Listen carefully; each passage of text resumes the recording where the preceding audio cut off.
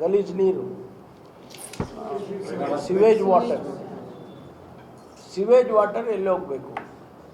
ತಾವು ನೋಡಿದ್ದೀರಿ ಬೆಂಗಳೂರಲ್ಲಿ ಮೈಸೂರು ರೋಡಿಗೆ ಹೋದರೆ ನಾವು ಇವತ್ತು ಮೂಗು ಮುಚ್ಕೊಂಡು ಹೋಗ್ತೀವಿ ಕೆಂಗೇರಿಗೆ ಆ ಭಾಗದಲ್ಲಿ.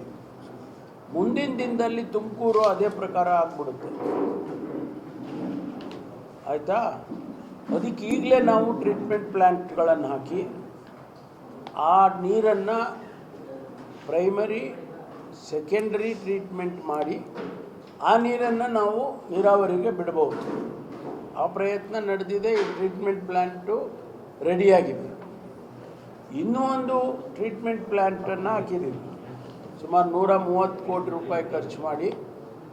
ಇನ್ನೊಂದು ಟ್ರೀಟ್ಮೆಂಟ್, ಅದು ಟರ್ಷಿಯರಿ ಟ್ರೀಟ್ಮೆಂಟನ್ನು ಮಾಡಿದರೆ ಆ ನೀರನ್ನು ಕುಡಿಬೋದು. ಹೌದು, ಅಷ್ಟು ಪ್ಯೂರಾಗಿ ಬರುತ್ತೆ ನೀರದು. 130 ಕೋಟಿ ಖರ್ಚು ಮಾಡಿ ಅದನ್ನು ಆಗಿದೆ. ಬಹುಶಃ ಆಗಸ್ಟ್ ತಿಂಗಳ ಕೊನೆಗೆ ಉದ್ಘಾಟನೆ ಮಾಡ್ತೀವಿ.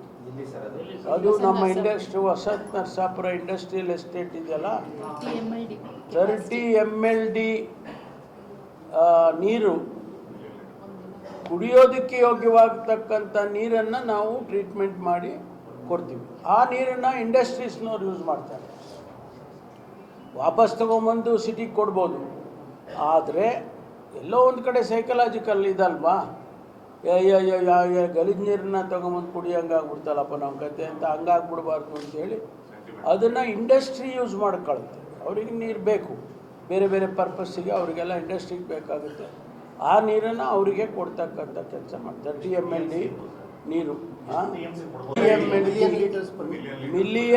30 ಮಿಲಿಯನ್ ಲೀಟರ್ಸ್ ಪರ್ ಡೇ.